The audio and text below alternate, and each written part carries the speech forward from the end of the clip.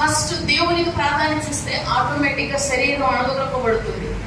శరీర కోరికలు, శరీర ఆలోచనలు అణిచివేయబడతాయి. శరీరము ద్వేషించమని చెప్తుంది. ఆ పై వచనాల తర్వాత చదువుకోరండి. శరీరము భేదం చూపించమని చెప్తుంది. శరీరం చెప్తుంది సోమరిగా ఉండమని చెప్తుంది. శరీరం అంటుంది వద్దులే కూర్చోమంటుంది.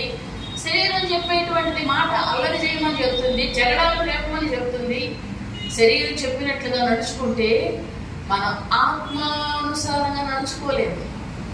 ఏదైనా ఒకరికే లోబడాలి.